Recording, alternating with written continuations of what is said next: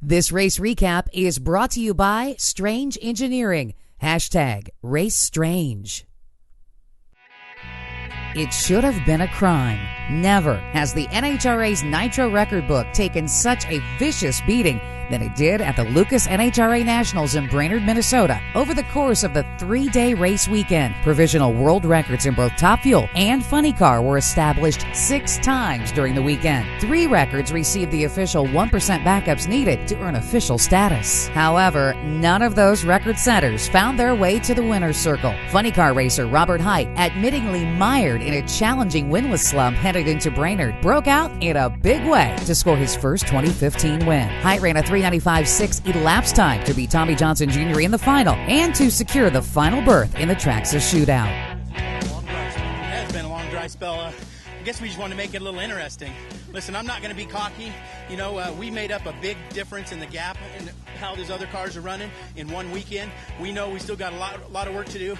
But with Chevrolet's help and Auto Club and at this Lucas Oil race, I tell you what, I want to share the winner's circle with that monster car, but this is a big one. Last year, it was Morgan Lucas ensuring event sponsor Lucas Oil got the most of the sponsorship money by winning the Top Fuel division behind the wheel of the flagship-bearing dragster. Sophomore Top Fuel driver Richie Crampton knew when he took out Lucas in the first round, the onus was on him to deliver victory. And he did just that. The Australian-born driver dipped into the 3.6-second zone to turn back Brittany Force in the final round. Yeah, I tell you what, this is the right time of the year for this stuff, but we've had a lot of success here with Morgan at our Lucas Oil race. This feels like a home track for us. Forest and Charlotte, we all love this facility. We love racing here. The Brainerd fans are the best. We can't wait to go to Indy. This is great momentum. I'm really excited that I finally got to run a 360. That's been on the list for a long time. But sometimes the competition needs a reminder. And for defending Pro Stock World Champion Erica Enders, she was all too willing to provide a refresher course as to why she carries the number 1 on her window. Enders, after halting Chris McGaha's 2-race winning streak in the semis, had plenty left in the tank to drive around local favorite Jason Line for her 5th victory of the season. She now holds a 17-point lead in the countdown standings heading into Indianapolis. What kind of momentum you're generating now going into the countdown of the championship with this victory? Well, we talked about it before, Gary. We've certainly struggled, and that's no secret, but I think this is just the right time to pick up the momentum that we need. We give God all the glory. I feel so blessed to work with such an incredible group of men. I talk about them all the time, but we have so much fun together, and it just goes to show that we're capable of anything with the right people. Some husbands give their wife a special gift for their birthday. Pro Stock motorcycle rider Eddie Krawiec gave his wife, Anna Marie, his 30th career Wally Trophy. The 2-time NHRA Series champion scored his 2nd win of the season by taking down teammate Andrew Hines in an all-Screamin' Eagle Harley-Davidson final round.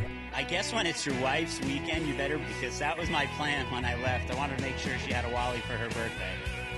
To the whole Harley-Davidson team, everybody back at the shop at Nancy Hines has been really busting her butt working on this, and this is a testament to how good, and when you put your nose to the grindstone and get after it. Byron, thank you. You've been instrumental in this whole program. And headlining the Top Alcohol divisions, Top Alcohol dragster racer Mark Talaferro scored his 2nd career victory by stopping Joey Severance. Also capturing his 2nd career NHRA national event victory, Chris Foster captured the Funny Car crown by knocking off the veteran Jay Payne. Headlining the Lucas Oil Sportsman divisions, Gene Mossback picked up the Superstock crown behind the wheel of his classic Mopar muscle car by beating Curtis High's factory showdown Superstock Mustang in a double breakout final round. Randy Lynn Shipp was the big winner in the stock division as she drove her C-Stock automatic Pontiac to victory when Jeff Atkinson fouled in his C-Stock Camaro.